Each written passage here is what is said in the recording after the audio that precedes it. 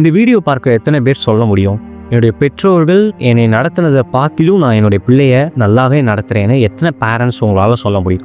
அப்படி நீங்கள் சொல்கிறீங்கன்னா உங்கள் தோளில் நீங்கள் இப்படி தட்டிக்கோங்க. இப்போ நான் உங்களுக்கு ஒரு பிக்சரை காமிக்கிறேன். இந்த பிக்சரை பார்க்கும்போது நீங்கள் என்ன அப்சர்வ் பண்ணுறீங்க? இந்த பிக்சரை பார்க்கும்போது உங்களுக்கு என்ன தோணுது? அதை நீங்கள் கமெண்ட் பண்ணுங்கள். இப்போ இந்த பிக்சரில் ஒரு 4 ஜென்ரேஷன் இருக்குது. அந்த முதல் ஜென்ரேஷன் இருக்குது பார்த்தீங்களா, ஒரு தாத்தா இருக்கார் பார்த்தீங்களா, அவர் சொல்கிறாரு, அந்த முதல் ஜென்ரேஷன் சொல்லுது, யூ ஆர் ஸ்டூபிட், நீ ஒரு முட்டாள்னு தன்னுடைய பிள்ளையை பார்த்து அவர் சொல்கிறார். அடுத்து இந்த 2வது ஜென்ரேஷனை பாருங்கள். அந்த பையன் சொல்லுறான், எங்கள் அப்பா என்னை சொன்ன மாதிரி நான் சொல்ல போகிறதில்ல, நான் கொஞ்சம் வித்தியாசமாக சொல்ல போகிறேன்னு அவன் சொல்கிறான். என்ன சொல்கிறான்? You are not good enough, நீ போதுமானவன் அல்லன்னு தன்னுடைய பிள்ளையை பார்த்து அவன் சொல்கிறான். அவங்க அப்பா சொன்ன மாதிரி இவன் சொல்லலைனாலும் கூட இவன் கொஞ்சம் வித்தியாசமாக சொல்கிறான். என்ன?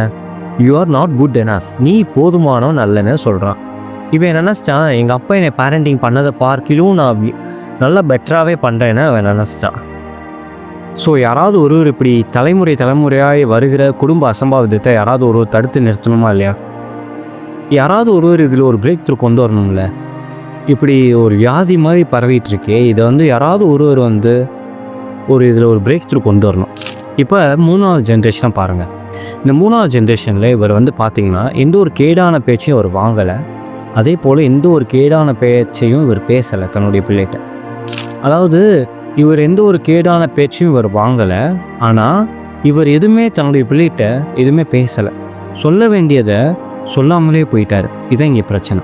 அடுத்து இந்த 4வது ஜென்ரேஷனை பாருங்கள். இந்த 4வது ஜென்ரேஷனில் அவங்க அப்பா தன்னுடைய பிள்ளையை பார்த்து சொல்கிறாரு, I am proud of you, I love you.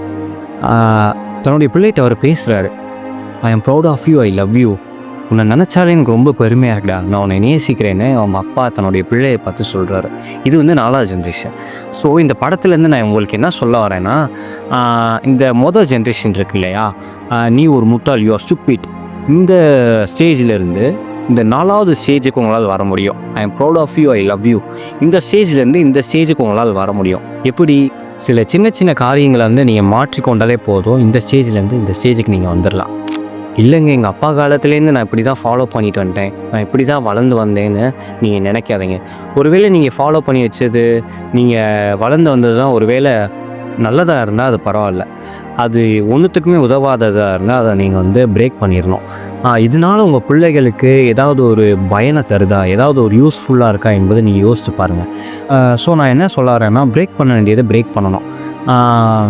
இப்போ இந்த வீடியோ நீங்கள் பார்க்குறீங்க, உங்களுக்குள்ளே சில கேள்விகளை எழுப்புங்க. என்ன விதமான கேள்விகள்னால், இப்போ என்னுடைய ஃபேமிலி எதை ஃபாலோ பண்ணிகிட்ருக்கு, நான் இப்போ ஜென்ரேஷன் பை ஜென்ரேஷனாக நான் எதை ஃபாலோ பண்ணிகிட்ருக்கேன், இப்போ நான் கோபப்படுறதுனால என்னுடைய பிள்ளைகளுடைய வாழ்க்கையில் ஏதாவது உயர்வை கொண்டு வர முடியுமா, அடுத்து இப்போ இந்த மொதல் ஸ்டேஜ்லேருந்து எப்படி இந்த 4வது ஸ்டேஜுக்கு வராது என்பதெல்லாம் நீங்கள் யோசிச்சு பாருங்கள். இந்த மொதல் ஸ்டேஜிலேருந்து இந்த 4வது ஸ்டேஜை அடைவதற்கு என்ன பண்ணலாம், என்ன செஞ்சால் இந்த 4வது ஸ்டேஜை அடையலாம் என்பதற்கு சரியான தெளிவான தீர்வை நான் அடுத்த வீடியோவில் கொடுக்குறேன். இது சீக்கிரத்துலேயே நான் வெளியிடுவேன். நீங்கள் பாருங்கள். தேங்க்யூ.